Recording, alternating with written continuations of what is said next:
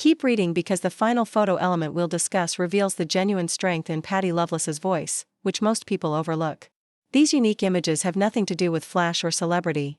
They tell the story of someone who was raised on authentic music and carried them with them like a beacon. Imagine a pencil, a notepad with lines that have been scratched out and rewritten, and a simple cup of coffee on a modest kitchen table. One image shows Patty singing to herself as she leans over the page, checking to see whether each word feels real. She isn't pursuing a major goal. She's listening for the proper thing.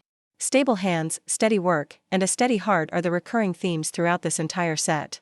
You are taken to a little backstage corridor in another image, which has concrete walls, a single light bulb, and a faint stage hum.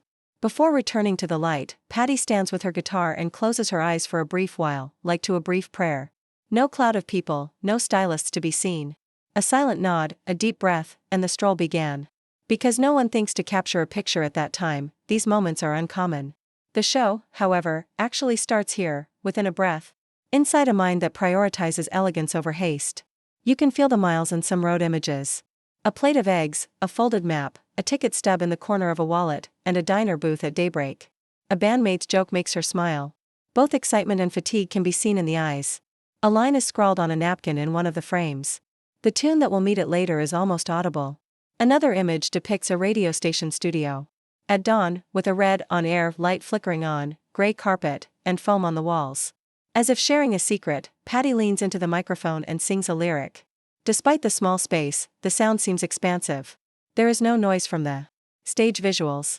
A beloved guitar, a print dress, and a gentle head tilt as a long note lands and lingers there for a moment. Because they don't want to miss the tender moments, the audience is silent.